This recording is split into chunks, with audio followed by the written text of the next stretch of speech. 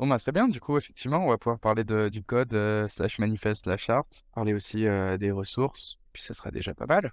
Le but, c'est de faire un petit point un peu sur les actions qu'on a eues, les derniers mois, autour de la communauté et faire un point aussi sur ce qu'on a mis en attente. Les actualités, on a une initiative aussi que tu avais initiée, avec différentes personnes dans le club de lecture, le lundi 27 et notre intention, c'était, il y a depuis quelques temps de se dire: «Est-ce qu'on pourrait pas organiser, des échanges un peu sur les différentes lectures qu'on peut avoir et puis, essayer de se stimuler les uns les autres?» À côté de ça, on a eu pas mal de portfolio review et surtout, on a réussi à clore, un énorme, sujet avec Manuel, Hernandez et Nathalie, Rosenberg pour, créer vraiment le triptyque des 3 vidéos qui vous permettent de créer un portfolio et donc ça, c'est un gros morceau. On est content d'avoir réussi à faire ça. Ça nous permet de créer aussi pas mal de ressources à côté de ça. On est en train de les formaliser avec Tara et on extrait pas mal de choses que Manuel et Nathalie ont pu créer.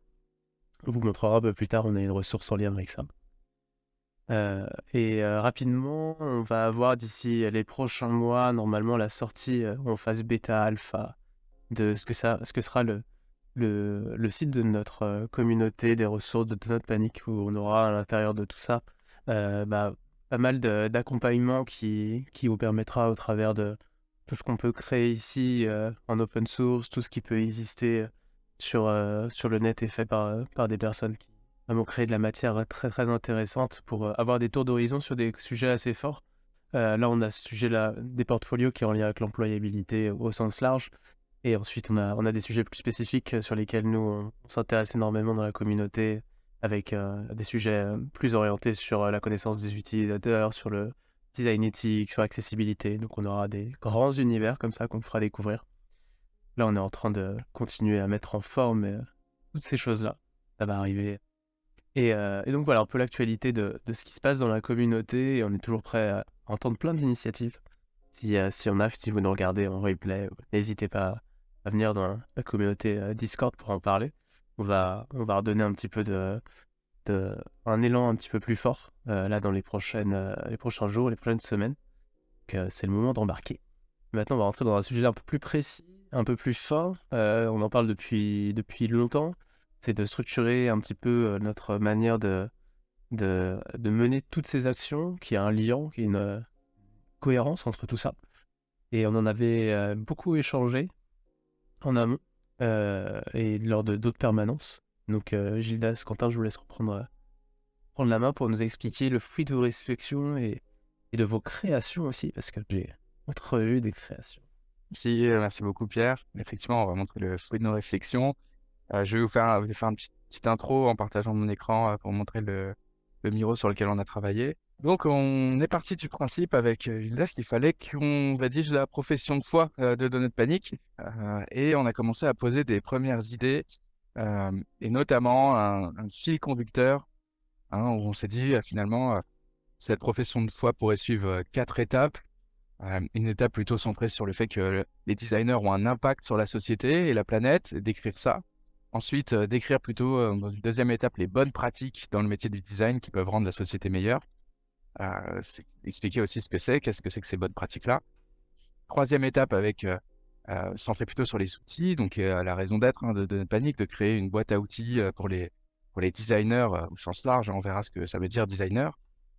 Et donc aussi, qu'est-ce que c'est que des outils et qu'est-ce que c'est que des outils, éprouvés, validés, hein, par une communauté. Et puis en quatrième étape, l'aspiration de notre panique, l'engagement de notre panique sur le fait de fournir justement cette boîte à outils, pour armer les designers.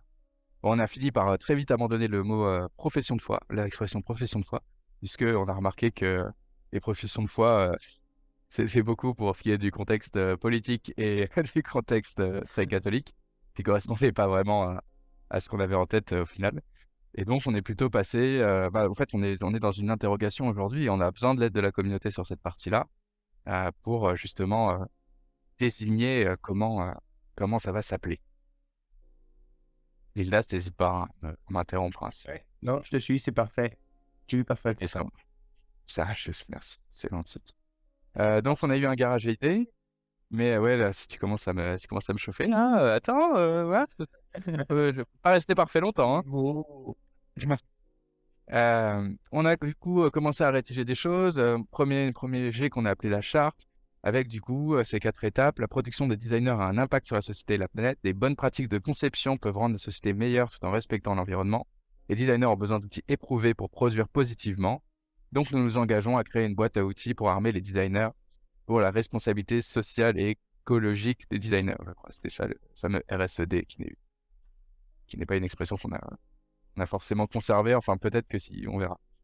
Et on a posé du coup des idées et on a à chaque étape, et donc on va aller voir au résultat final, on va pas dérouler toutes les idées évidemment qu'on a eues, puisque l'état final est un état rédigé. Mais on a réussi à notamment amener un petit graphique qui est assez cool et ça m'a fait très plaisir qu'on arrive à le mettre, effectivement dans notre réflexion. On a eu ensuite une première étape, une première ébauche. On s'est inspiré aussi du code des pirates.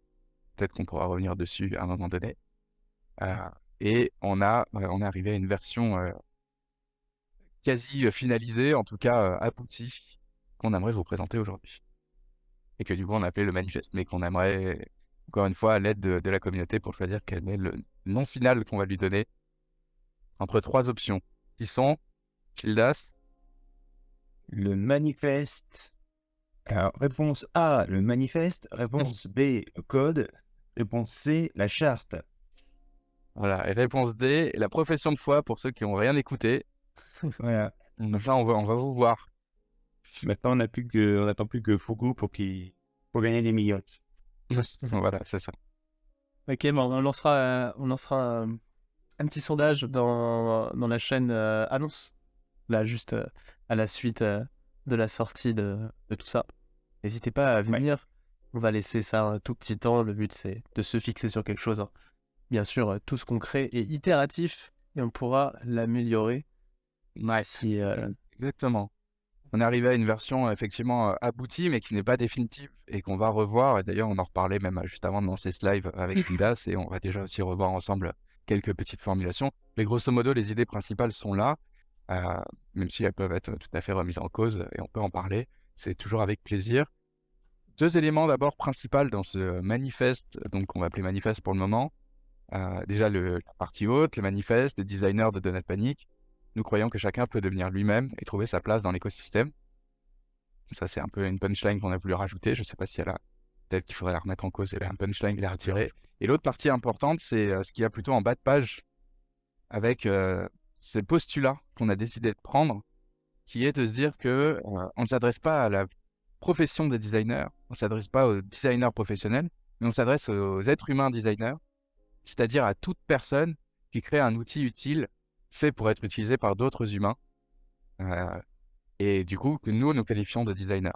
Donc c'est une définition du mot designer qui est beaucoup plus intégrative, hein, beaucoup plus inclusive que simplement les gens qui seraient labellisés dans une profession. Et c'est important pour nos valeurs d'ouvrir, d'être inclusif. Voilà, c'est ça, exactement. Et alors du coup, voilà la proposition donc la plus aboutie. On va passer sur la première partie. D'ailleurs, ça me fait penser en le lisant que je me dis que du coup, avec cette façon d'écrire les titres, Gildas, on perd un peu le fait de pouvoir scanner, tu vois, la page et lire et savoir tout de suite de quoi va parler la partie 1, de quoi va parler la partie 2, etc. Puisqu'on n'a pas l'information dans le grand titre, donc peut-être qu'il faudrait qu'on remanie ça, on en reparlera. Et du coup, je vous la déroule. Nous, signataires nous, signataires du présent manifeste, constatons que 1. Tout outil, qu'il soit conceptuel ou matériel, est façonné par un être que nous nommerons ci-après designer. 2. Tout outil en tant qu'interface avec le monde en modifie notre perception, modifie notre relation avec lui et peut modifier le monde lui-même.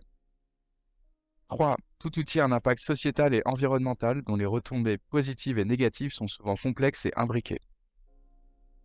4. Tout outil impacte la nature, notre relation avec elle, sous toutes ses formes, vivantes ou inertes. 5. Tout outil impacte la société humaine, la relation des êtres humains entre eux, dans leur plus grande diversité. 6. Tout outil ne doit pas nous faire oublier notre dépendance à la nature et à la société, ni nous masquer les limites de notre monde. 7. Tout outil porte l'empreinte de la volonté de son concepteur. En cela, les designers sont responsables de l'impact créé par les outils qu'ils façonnent. Donc là, on pose, la partie 1, elle pose le socle, hein, définit un peu les différents éléments.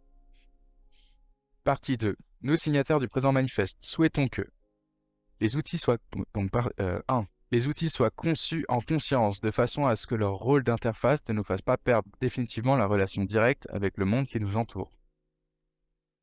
2. Les outils soient conçus en conscience des impacts directs ou indirects, positifs et négatifs qu'ils ont sur le monde dans son aspect sociétal et environnemental. 3. Les outils soient conçus en conscience des ressources à préserver pour nous, les êtres humains qui nous entourent, maintenant et à venir. 4. Les outils soient conçus en conscience dans la recherche d'un équilibre qui permet à chaque être et à chaque chose de trouver sa place dans le monde. Et nous souhaitons nous inscrire dans cette théorie qui s'appelle la théorie du donut. Alors ça, c'est pas nous qui l'inventons, hein, pour le coup. C'est marrant quand même, mais voilà. Qui est représenté par le schéma qui est ici, et qui postule qu'il y a un espace sûr et juste pour l'humanité, qui est l'intérieur du donut. Et cet espace sûr et juste, il se trouve entre un plancher social et un plafond environnemental. C'est-à-dire qu'il faut un minimum d'acquis sociaux dans les sociétés pour que l'humanité évolue soit sûre et juste. Et il faut aussi un maximum d'impact environnemental pour pouvoir, qu'il ne faut pas dépasser, puisqu'évidemment, si on a trop d'impact environnemental sur la planète, on dépasse les limites planétaires. Et donc, on souhaite s'inscrire aussi dans cette conception-là de place de l'humanité. Ouais, qu'on retrouve d'ailleurs, Quentin, l'auteur de ce donut. Ouais, on peut le retrouver facilement la source. Ouais. Nous, signataires du présent manifeste, partie 3, ressentons le besoin d'outils conceptuels pour produire positivement. 1. Ces outils doivent nous permettre de créer en conscience, nous éclairant sur les impacts de nos conceptions. 2. Ces outils doivent nous permettre de créer de façon efficace, nous aidant à chaque étape de nos conceptions à faire les bons choix. 3. Ces outils doivent nous permettre de créer en confiance, car ils sont éprouvés, remis en question et améliorés de façon continue et systématique par une communauté bienveillante et attentive. 4. Ces outils doivent être accessibles à tous, afin que chacun puisse bénéficier de ces méthodes ou les remettre en cause dans le but de les améliorer. Et enfin, une 4e partie. Nous, signataires du présent manifeste, nous engageons à créer et améliorer des outils à haute responsabilité écologique et sociale pour les designers. 1. Ces outils constituent une collection de 1000 ressources méthodologiques accessibles gratuitement à tous. Ces outils démontrent notre volonté de nous engager pour changer le monde, sans merci et sans hésitation. Et 3. Ces outils sont la marque de la solidarité entre tous les designers qui défendent l'idée d'une conception responsable des designers. On sent bien la patte de la charte des pirates, sans merci et sans hésitation. À l'abordage. Ouais. Et vous avez aussi rajouté tout en bas une phrase englobant un petit peu ce qu'on devait avoir à tout être humain qui crée un outil utile fait pour être utilisé par d'autres humains est un designer. Ouais, donc c'est ce que je disais au début. Donc il y a effectivement la partie haute avec le titre et la partie basse aussi qui est très importante avec le rappel de quelle est notre conception du designer. Ouais, effectivement. Et même si on va voir le point 1.1, j'ai même été plus radical que ça quand je l'ai réécrit. Je vais zoomer. Attends. Tout outil, qu'il soit conceptuel ou matériel, est façonné par un être que nous nommerons ci-après designer. Là, j'ai été encore plus loin, plus radical dans l'inclusif parce que j'ai gommé humain pour ne garder que être. Ouais. Et donc, potentiellement, un oiseau qui fait son nid est un designer. Ouais. Ok. Oui. De toute façon, ici, je me demande si d'ailleurs, c'est pas. Une IA qui est automatisée est un designer. C'est ça. Non, une IA, non. Bah, du coup, oui. Du coup, oui. Si elle a été conçue de base par un être humain, elle est automatisée par un autre être humain qui s'en sert d'une certaine manière, elle crée quelque chose. Oui, mais elle crée quelque chose de la même façon qu'une imprimante crée quelque chose. C'est un outil. L'IA est un outil. Elle n'a pas de volonté propre. Donc, Encore? non, pas encore, pas encore. Ouais. Et cette phrase, du coup, elle sera un petit peu à épurer, Gildas, par rapport au fait d'être plus radical dans le point 1.1 que tu nous as montré juste avant. Est-ce que... Bah, moi, j'en sais rien, c'est des discussions, hein, parce que, là, moi, pour, ne rien cacher, j'ai écrit ça, lundi soir, je crois, et avec Quentin, on n'a pas eu le temps d'en rediscuter ensemble, avant de vous la présenter ce matin. Donc, et moi-même, je l'ai pas relu depuis lundi soir. Donc, On sent un c'est peu c'est l'impact du- de la soirée un peu tardive. voilà. Avec des formulations parfois un peu lourdes. Ouais, je pense qu'on peut reprendre, il y a on pourrait simplifier ça effectivement et oui, on va en Ouais. reparler parce qu'on peut encore l'améliorer. Ce qui est bien, moi je trouve, c'est que là, on arrive à un truc, qui tient debout. Les idées, sont présentes et on sent bien qu'il y a cette première partie qui est vraiment sur la définition de, quel est en fait le rôle du designer? C'est quoi un vrai designer? C'est quoi son rôle? Et essayer de cartographier un peu les impacts qu'il peut avoir sur le monde et sa relation avec elle, et cetera. Donc ça, c'est intéressant. La deuxième partie qui est plus centrée sur les outils, heu, qu'est-ce que c'est qu'un outil, pour un designer et qu'un outil positif?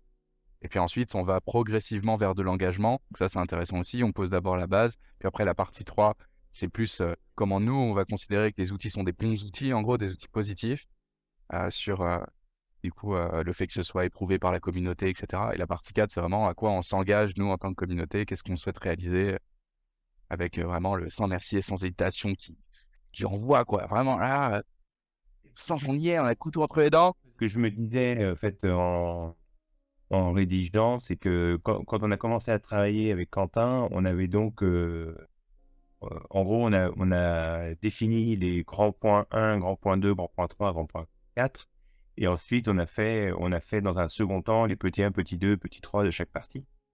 Et en travaillant, je me disais: «Mais chaque petit 1, petit 2, petit 3, petit 4 peut lui-même être développé, heu, il y a encore tellement de choses à dire dans chacun des points, qu'on pourrait les développer». Enfin, n'importe qui de la communauté d'ailleurs peut s'emparer d'un point en disant, «Tiens, moi ce sujet-là m'intéresse et j'ai envie d'en faire un paragraphe entier», parce que c'est intéressant quand tu parles de cartographier, quand tu as effectivement certaines choses, les impacts et tout. Il y a tellement de choses à dire qu'on peut en écrire, et pour écrire pas mal de choses là-dessus, quoi.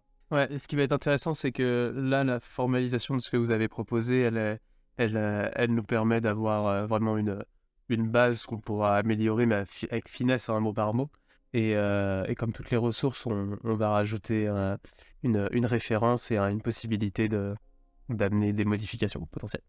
Donc, on Ouais. aura cette étape-là de possiblement améliorer la ressource et aussi à côté d'avoir la possibilité de créer et d'échanger sur, comme tu dis, des points plus ou moins fins. On peut rentrer dans des, s- des, des grandes parties et puis aller échanger un petit peu sur des choses plus fines. Et en tout cas, ça peut être intéressant que toute personne qui a envie vraiment de creuser un petit peu le sujet, et nous, on sera à l'initiative de ça sur certains points où on a envie de voir comment on peut se positionner, puisse vraiment avoir une vue un peu transversale du ressenti des différents designers derrière ça. Donc ça va être, je pense que ça va nous permettre d'avancer pendant de nombreuses semaines et mois dans des sujets de réflexion très structurants pour ce qu'on est en train de faire. Ouais. Donc après, je ne sais pas, parce que maintenant on a présenté ça, à tout le monde, Quentin, on peut peut-être, le remettre ce fichier-là, enfin cette partie-là du Miro, dans un Miro, commun pour que chacun puisse, venir mettre des annotations peut-être? Ouais. Ouais. Ouais, complètement, on va faire ça, ouais. De toute façon, le but, c'est que cette ressource, elle aura donc un versionning. Donc là, on va partir sur une première version. Ouais. Et donc ça sera un document qui sera accessible. Idéalement, on va voir comment on pourrait essayer de faire pour avoir des signataires, que ce soit anonyme ou non. Ça pourrait être intéressant qu'on commence à le partager vraiment aussi au, au public de designers pour avoir des personnes qui peuvent se positionner aussi par rapport à ça. Et comme tu dis, Gildas, avoir la possibilité, quoi qu'il arrive, de faire des retours, des annotations. Donc, un Miro qui tient tout seul avec cette charte qui est bloquée et tout le monde peut faire des commentaires. Et je pense qu'on va se faire challenger comme il se doit sur toutes les ressources qu'on va sortir avec des gens qui vont nous sortir. Mais le point 2.4 là, vous l'avez pas oublié quand vous avez créé votre ressource? Justement, donc il va falloir qu'on choisisse si c'est un code, si c'est une charte, si c'est une profession de foi, si c'est un manifeste. Mais l'aspect temporel peut déterminer aussi le choix du nom ou l'aspect évolutif. Peut-être que d'ailleurs, faudra challenger en proposant une 5e option aux 4 qu'on a trouvées. Mais en tout cas, c'est une idée qu'on a maintenant dans un contexte qui est celui d'aujourd'hui et ça peut complètement évoluer avec le temps. Les enjeux peuvent évoluer, les connaissances peuvent évoluer, et qui fait que ce manifeste peut être caduc en tout ou partie et donc on accepte que son côté évolutif, quoi. Ouais. Ouais, moi, ce qui me gêne dans cette version, et bon, on va la retravailler, hein, de toute façon, et puis tout le monde.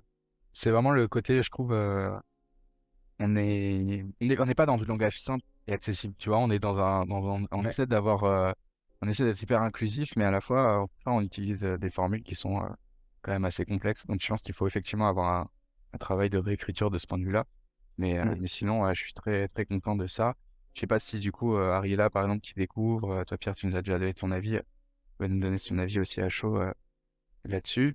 En tout cas, le but, avant Ariella, peut-être, c'est rappeler, effectivement, le but, c'est de cadrer quelles vont être les ressources qu'on va souhaiter créer chez Titanic, et puis aussi montrer du coup la philosophie qu'il y a derrière sur Donc on a la conception un peu inclusive, c'est-à-dire que n'importe qui, finalement, designer ou non, quel que soit le type de designer, voilà, on dépasse les guéguerres entre professionnels ou non professionnels du métier.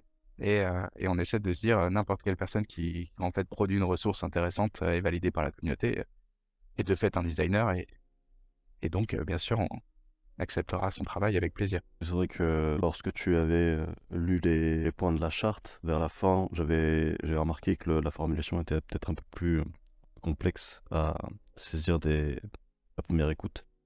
Du coup, ouais, peut-être essayer de rechallenger un peu cette formulation-là pour la rendre beaucoup plus simple, quoi.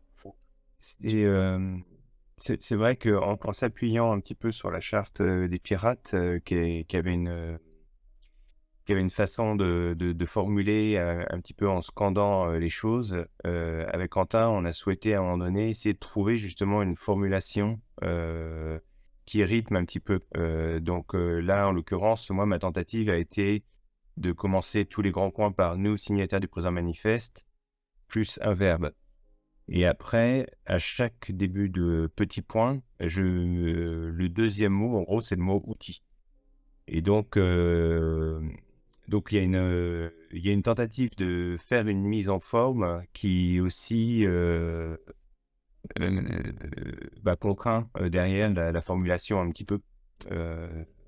Et puis au-delà de ça, c'est vrai que en essayant de synthétiser et en même temps de prendre en compte un maximum de choses, on arrive parfois effectivement à des formules qui demandent de se poser pour dire ok, qu'est-ce qu'il raconte le garçon là, parce que donc effectivement après c'est un choix à faire de se dire ok, on vulgarise et puis pour que ça soit accessible rapidement et au plus grand nombre.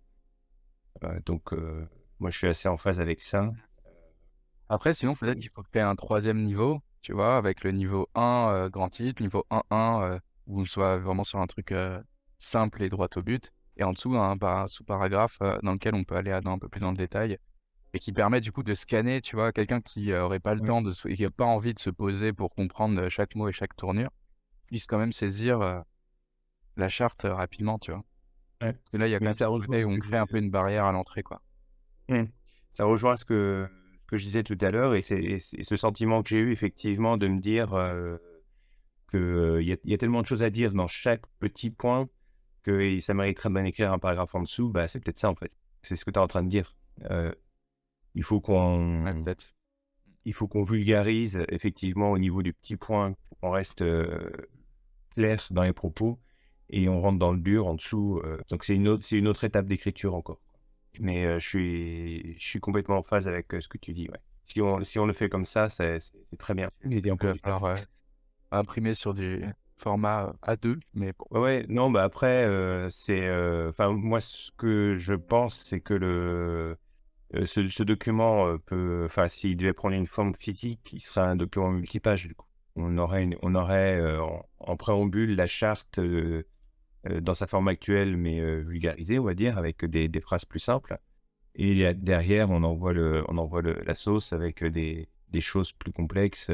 Enfin, on rentre on explicite ce qu'on a dit de façon un peu simple précédemment. Donc ouais, on va partir dans ce niveau de finesse. En tout cas, déjà, là, ce que vous avez proposé, ça pourrait être intéressant d'avoir des retours là-dessus et on ouvrira, quoi qu'il arrive, un Miro avec la possibilité d'ajouter des annotations. Ça pourrait être important et puis on va essayer de diffuser via Donut Panic et puis on relaiera tout ça pour qu'il y ait pas mal de designers qui puissent au moins voir et découvrir notre intention et qui puissent nous faire ces premiers retours. Là, on est dans une maille très, très, très fine. On est en train d'affiner certaines choses. Derrière, il y a les notions qui sont portées, elles sont intéressantes à être vues et possiblement intégrées par d'autres personnes pour voir si on n'oublie pas, si on fait vraiment un tour d'horizon assez large.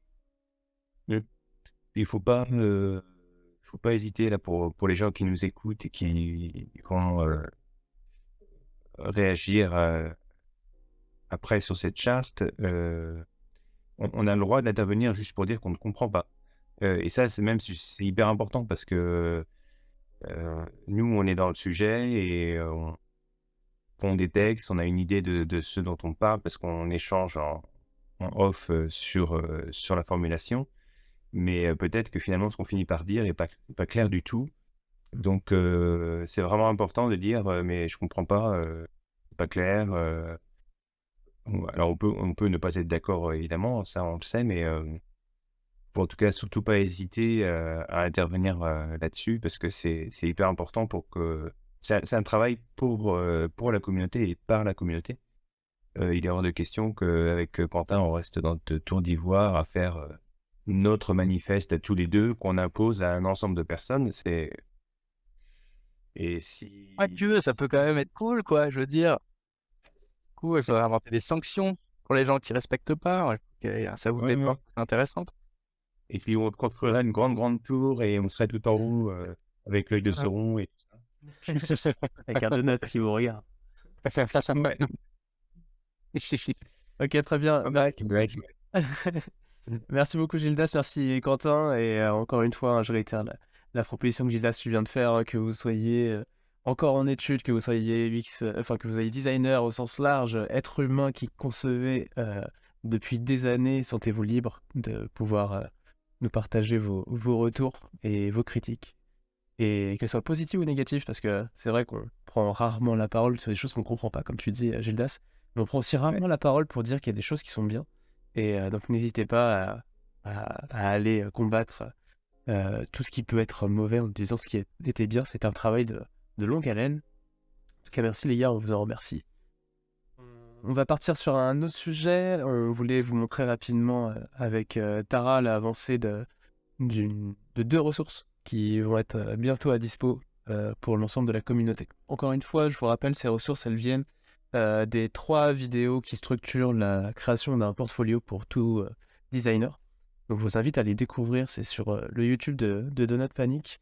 Et c'est vraiment 3 vidéos qui durent une vingtaine de minutes qui vous permettent vraiment de comprendre les méandres de la création de projet et de la création d'une structure d'un portfolio. Et donc on a voulu créer, suite à ça, 2 ressources qui sont des squelettes et qui sont là pour vous aider à créer d'une part votre portfolio et d'autre part à créer une étude de cas. Alors, du coup, l'idée, c'était d'avoir un peu des documents de référence pour pouvoir construire sur des bonnes bases. Là, selon les documents, c'est un portfolio ou une étude de cas. Donc, c'est des docs qui sont issus aussi du travail de Manuel et de Nathalie. Et on a un petit peu récupéré ça pour le mettre à la sauce de notre panique. Donc, pour le squelette du portfolio, on a repris les 3 grands axes qu'ils avaient évoqués, qui seraient une grande partie à propos, qui est très importante sur qui on est, l'identité de la personne qui propose son portfolio, une sur les projets, ses productions, et un troisième axe qui serait les bonus qui ont en fait toute leur importance. Donc on lui partagera ces documents, on vous invitera à les regarder d'un peu plus près, mais globalement voilà comment ça se présente avec le détail de chaque partie et des petits conseils pour pouvoir avoir un portfolio qui soit vraiment à la hauteur de ce qu'on veut représenter derrière et de la personne qui le présente. Donc, Exactement, comme, Le- comme toutes les ressources, on l'a pas trop vu dans le pied de page que tu avais, Tara. On aura toujours la possibilité de venir challenger les ressources, donc n'hésitez pas, on va finaliser cette dernière mise à jour qui nous reste à faire pour que ça soit nickel, mais en tout cas, vous pourrez toujours venir corriger ça. Et donc ça, c'est la première sur le portfolio, et maintenant, on en a une deuxième. Je te laisse la présenter, Tara, sur le squelette étude de cas. qui reprend un petit peu la même forme de document, mais cette fois pour essayer de comprendre comment construire une étude de cas. On peut voir qu'il y a un plus grand nombre d'étapes dans cette construction. Tout est détaillé pour pouvoir finalement, étape par étape, réussir à approfondir le sujet de son étude de cas et vous le présenter d'une manière la plus claire possible. Donc, on vous invitera à regarder tout ça de plus près, mais ça peut faire en tout cas un petit document de référence pour pouvoir progresser sereinement là-dessus. Avec toujours ce petit bas de page qui permet aussi de rejoindre Game Panic sur les différents canaux qu'on propose. Le code que vous utilisez en bas là, à droite, comment il est construit en fait, hein? On a la ligne, on a la version. Ouais, dans l'idée, on aimerait bien avoir à la fois la thématique, la version et la date. Mais pour l'instant, celle-ci là est juste à titre d'exemple et c'est pas la version finale. D'accord. C'est une réflexion qu'on a encore en cours sur la meilleure manière de référencer. Ouais, on s'était demandé si on se dédouanait pas d'avoir un code trop structuré pour au final rester vraiment sur quelque chose de plus léger, quelques lettres. On va voir en tout cas. Ouais. Je sais pas ce que t'en penses, Gilda, si t'as une idée par rapport à ça. Oui, c'est important de toute façon d'avoir un... Enfin, moi, à titre personnel, en fait, par rapport à mes clients, j'utilise une nomenclature, en fait, pour nommer mes fichiers, et c'est vrai que c'est tellement pratique. Quand on recherche ensuite quelque chose, plutôt que de dire, alors c'est la ressource qui s'appelle patati patata, tu dis, c'est tel code. Et ça va assez vite. Quand on est familiarisé avec, ça permet de mettre dans un grand ensemble. Bon, l'ordinateur, il fait des recherches en disant, tu recherches tel code, pof, il retrouve d'un coup toutes les versions, même si elles sont dispatchées dans des espaces différents, en fait. Donc, c'est intéressant. Alors, je ne sais pas pour l'instant qu'est-ce qu'on va avoir comme catégorie, mais par exemple, si toutes les ressources portfolio, comme ont les trois lettres POR à l'intérieur, par exemple, on peut appeler tout ce qui concerne les portfolios d'un coup. Si les ressources qui ont été créées dans une année ont toutes 2022, par exemple, on peut appeler toutes les ressources qui ont été créées en 2022 d'un coup. Bon, voilà, c'est... Ouais, exactement, c'est tout à fait l'objectif de ce qu'on veut, Ouais. veut mettre en place et derrière avoir un code qui soit parlant à minima, mais le but c'est vraiment qu'on puisse retrouver les choses de manière assez simple. Je me disais que peut-être le coup des catégories, c'est super intéressant effectivement pour pouvoir retrouver facilement. Après, ce serait peut-être quelque chose à définir en amont du coup, parce que j'ai peur que sinon, à un moment donné, on se retrouve avec par exemple, une ressource qui soit portfolio, mais pour faire un portfolio inclusif, par exemple. Et du coup, il y a la thématique portfolio et la thématique inclusif. Et qu'est-ce qu'on choisit? Et on commence à s'arracher les cheveux. C'est un exemple, hein, mais je veux dire, il y a des trucs qui pourraient être des ressources qui pourraient être à la frontière de plusieurs catégories. Et du coup, on saurait pas où les mettre. Du coup, enfin voilà, peut-être la réflexion, il faut la faire en amont et pas à la volée à chaque fois qu'il y a une nouvelle catégorie pour s'assurer qu'on tombe pas dans ce piège-là. Mais sinon, oui, à Ouais. minima, avoir un numéro unique et un numéro de version pour pouvoir facilement savoir si déjà la version que j'ai entre les mains, c'est la dernière en date. Et si c'est le bon document, ça semble être effectivement le très important. Et puis, cette notion de catégorie, typiquement, tu disais Gildas par année, c'est intéressant parce qu'effectivement, on pourrait trouver toutes les ressources 2022. Et du coup, ça demande en fait une réflexion sur quel va être l'usage des ressources et comment on va les rechercher par la suite. Parce que typiquement, l'année, par exemple, c'est peut-être pas le plus pertinent, mais je sais pas, il faudrait y réfléchir. Mais L'année, ça permet de savoir, parce que si dans 50 ans, la communauté consulte les ressources, quand elle va voir 2022, elle va se dire, OK, c'est une ressource qui est datée et peut-être plus adaptée à l'actualité. Donc c'est pour ça que l'année est importante à signaler. Parce qu'effectivement, a priori, en 2025, on va pas chercher à connaître toutes les ressources qui ont été créées en 2022. Ça n'a pas de sens. Ce qui nous intéresse, c'est la dernière ressource, c'est la dernière version. Mais néanmoins, quand on fait une recherche sur une thématique, avoir l'année nous permet de se dire, OK, d'accord, tiens, cette ressource, elle commence à avoir de l'âge.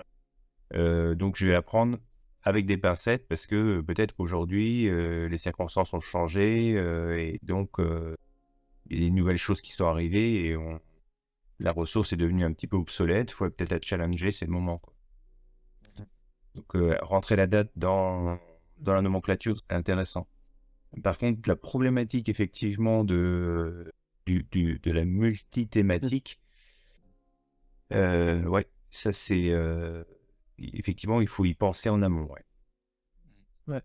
On a déjà la réflexion qui a été un peu entamée parce qu'on a une notion large en termes de compétences, hard skills, soft skills, de tout ce qu'on va proposer. Donc on a une initiative qui va avoir lieu dans peu de temps, ça va être bientôt annoncé. On essaiera de reporter avec au minimum Manuel et Nathalie parce qu'ils étaient aussi à la naissance de ça. Et l'objectif, c'est de savoir comment on pourrait représenter l'ensemble des compétences. On a une méthode qui est plutôt pas mal qui s'appelle le modèle en T, qui permet d'avoir une transversalité haute et ensuite des détails dans chacune des colonnes. Ce qui nous permet d'avoir cette ligne directrice et de faire que, quoi qu'il arrive, chaque compétence est sous un chapeau. Et donc on aura ces différents chapeaux. Je pense que là, d'ici peut-être 2-3 semaines max, on va organiser une nouvelle discussion, un nouvel échange. Donc vous serez bien sûr tous et tous bienvenus à pouvoir y participer. Et je pense que là, c'est à ce moment-là, Gildas, on aura une vue un peu plus exhaustive de tout ce qui peut englober ces différentes ressources. Et donc, on va derrière découler sur un code en lien avec ça. Ça te permettra d'être certain de vraiment donner et d'englober tout ça. On essaiera de pas trop être dans une maille fine, comme tu dis, Quentin, par exemple, sur certaines choses. Et là, typiquement, l'exemple du portfolio, c'est intéressant parce qu'on est sur une notion un peu plus large d'employabilité, par exemple, ou juste le fait de savoir comment me positionner vis-à-vis de mon bon emploi au sens large. Donc voilà, ça c'est quelque chose qui m'est arrivé très, très rapidement. Il faudra, c'est dans la conception en fait de cet outil-là, il faudrait réfléchir à la lumière justement du travail qu'on est en train de faire avec Quentin, c'est-à-dire que en élargissant à des gens qui sont pas designers, donc Ouais. même qui sont pas designers de profession, qui sont designers parce qu'ils créent, mais pas en étant passé par une école, pas nécessairement en ayant tout le jargon que nous on peut avoir. Donc il faut qu'on réussisse à être inclusif à ce niveau-là. Notre postulat pour le moment sur cette partie-là, mais c'est un truc qu'il faut remettre en cause et tu as raison, il faut être très vigilant sur ces aspects-là. Et de toute façon, ce type de ressources, enfin, pas si on peut appeler ça des ressources, mais en tout cas, il faudra que ça évolue aussi et qu'on l'améliore dans le temps si on repère des angles morts. C'est de chercher à s'adresser peut-être à des gens qui seraient en reconversion professionnelle vers des métiers plutôt du design. Et donc, tu vois, qu'aurait ce côté, je ne connais pas encore, j'ai déjà d'expérience, j'ai déjà ma conception de la vie, quoi, j'ai déjà mon métier, enfin, en ancien métier, etc. Mais j'ai pas forcément la connaissance pointue du métier de designer, mais j'essaie de me diriger vers ce métier-là et de le découvrir.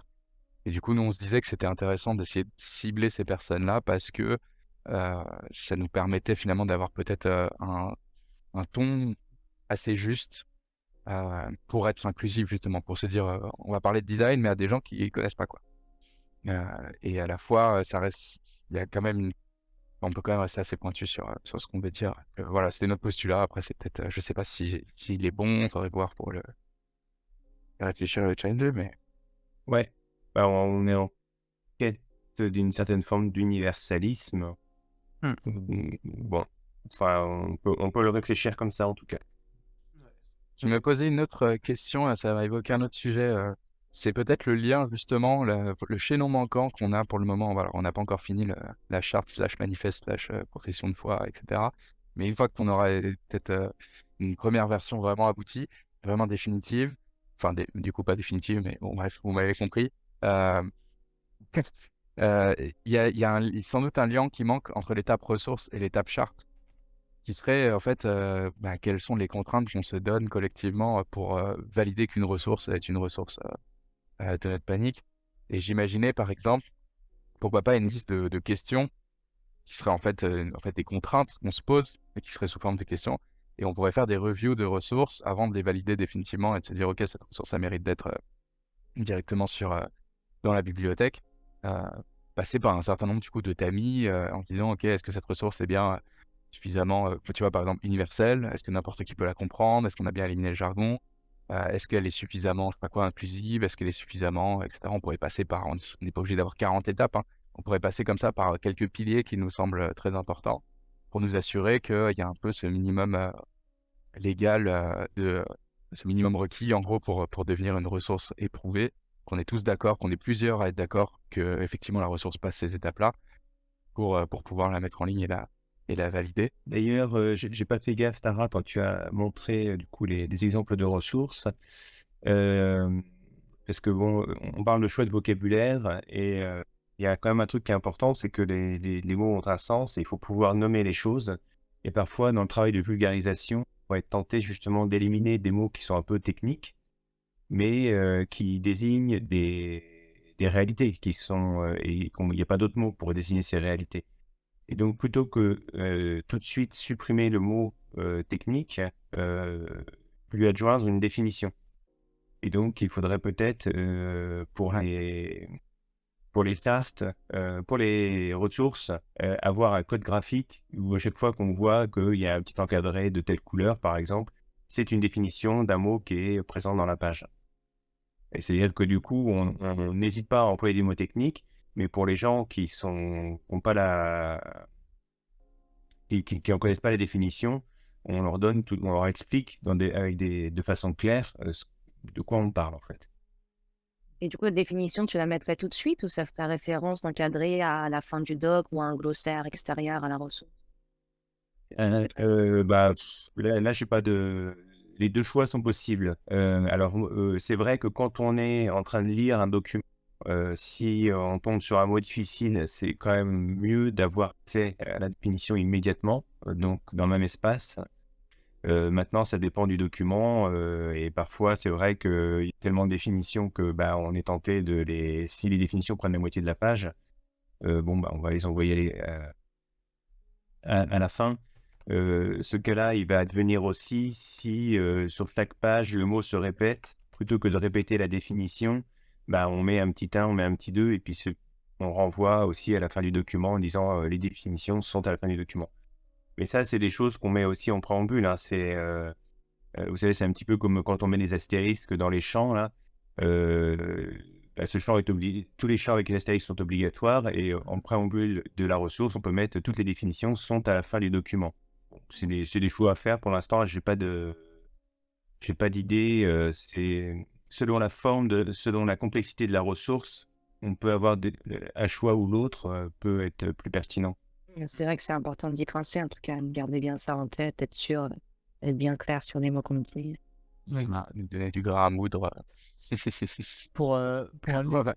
J'ai pris quelques notes pour info sur ce qu'on vient de se dire là, et je pense que ça serait effectivement l'objet d'une réflexion future. Ouais, carrément pour finaliser un petit peu la réflexion et aller dans le sens de ce que tu racontais, Quentin, avec cette liste des prérequis pour acter d'une ressource, on essaiera de se retrouver pour discuter un petit peu de ça une prochaine fois. Et ce qui sera important de garder en tête, c'est que vu qu'on veut toujours faire mieux, on veut toujours caler au mieux à ce que on veut proposer et aller dans les moindres détails. Là, typiquement, on est sur un exemple important là par rapport aux définitions, ce que tu viens de dire, Gildas. Il sera important d'avoir au moins des échelles et donc on puisse se dire, bah voilà, on a 5 prérequis, cette ressource est OK sur les 5, elle n'est pas parfaite sur les 5, qui lui permet de partir en version 1. Ouais. Et ensuite, on fera une version 2 où on la rendra plus parfaite sur, Ouais. sur un Et critère. tu vois, Elle est- ouais, c'est super intéressant ce que tu dis parce que moi je suis vraiment convaincu de ça effectivement. C'est-à-dire qu'il faut pas bloquer une ressource parce que on l'a pas encore validée ou je sais pas quoi.